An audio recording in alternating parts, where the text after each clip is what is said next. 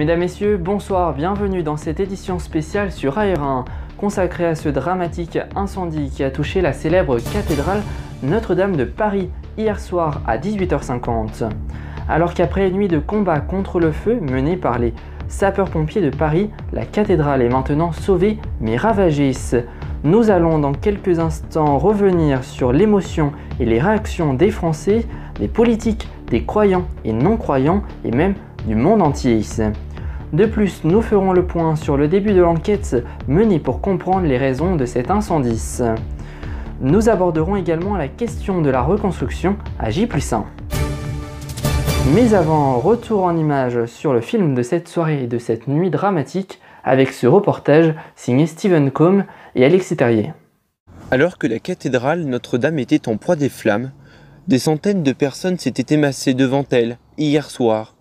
Qu'elles soient chrétiennes ou non, elles ont affirmé leur tristesse et leur émoi, et surtout leur impuissance. Tout comme Stéphane Bern ou d'autres personnalités politiques ont pris la parole, et de nombreuses télévisions étrangères ont consacré de longues minutes à cet incendie. L'édifice ne sera peut-être pas reproduit à l'identique. Le mystère subsiste toujours. Un drame sans précédent pour la cathédrale Notre-Dame de Paris. Monument historique le plus visité de France et d'Europe, l'incendie s'est prolongé une grande partie de la nuit.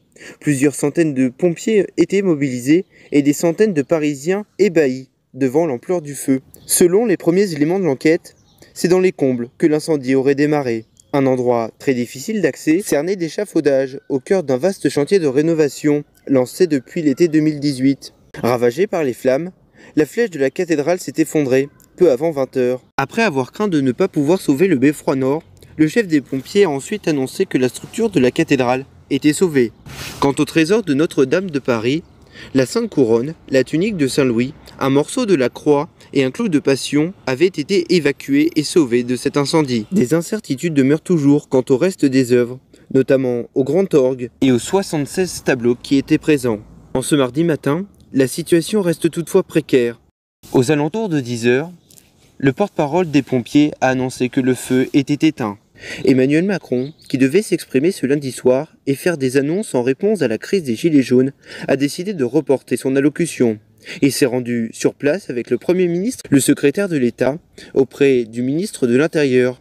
C'est la tristesse d'un peuple français et d'une nation tout entière.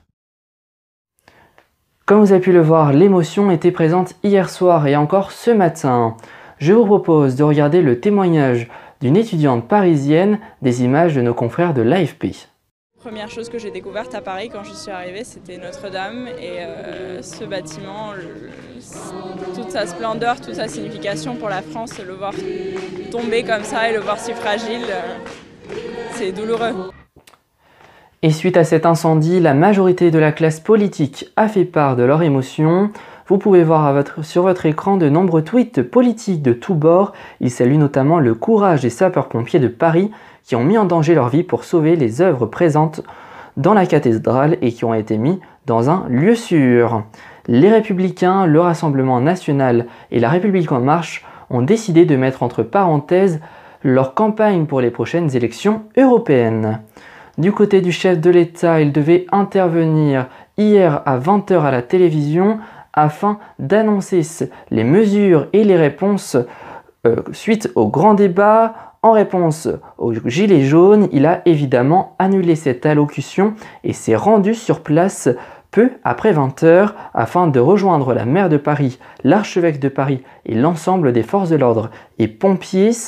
Emmanuel Macron a ensuite fait une déclaration aux alentours de 23h15. On l'écoute tout de suite. Cette cathédrale, il y a plus de 800 ans, nous avons su l'édifier. Et à travers les siècles, la faire grandir et l'améliorer. Alors je vous le dis très solennellement ce soir, cette cathédrale, nous la rebâtirons. Tous ensemble. Et c'est sans doute une part du destin français. Comme vous avez pu l'entendre dans cet extrait de nos confrères de l'AFP, Emmanuel Macron annonce que nous mènerons bel et bien la reconstruction de la cathédrale Notre-Dame de Paris et qu'une souscription allait être ouverte afin de payer les travaux. Un élan de solidarité est évidemment à prévoir et ce, même à l'étranger. Car en effet, les chaînes du monde entier sont tournées vers la France afin de retransmettre ce triste événement. Plusieurs chefs de l'État comme Donald Trump ont réagi. Ce dernier reconnaît la beauté de ce monument. De plus, Vladimir Poutine ou encore la reine Elisabeth ont fait part de leur tristesse face à ce désastre qui touche ce joyau du patrimoine mondial. Et au lendemain de cet incendie, tout le monde se pose la question des raisons de cette catastrophe, alors que des travaux étaient menés sur ce monument depuis plusieurs semaines. Une enquête a été ouverte par le parquet de Paris. Le procureur de la République de Paris nous en dit plus maintenant. Faire le point donc sur l'enquête qui a été donc lancée hier soir. Ce que l'on peut dire à ce stade, c'est que c'est la thèse accidentelle qui est privilégiée, la thèse d'un départ de feu donc au niveau de la charpente en lien avec les travaux en cours d'exécution.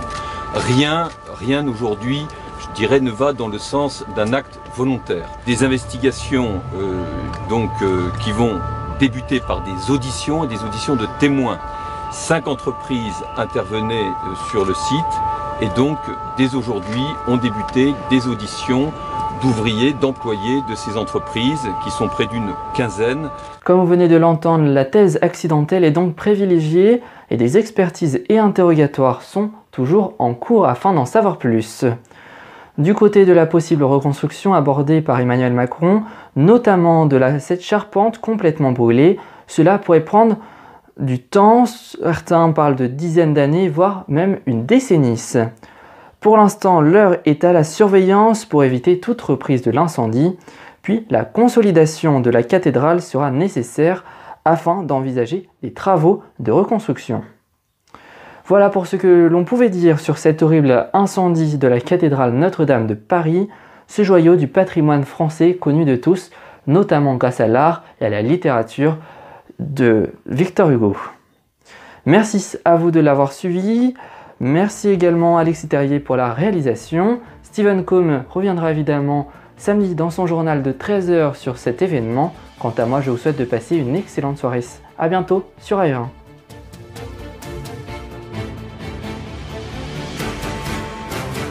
Retrouvez toutes vos infos et en replay sur AR1.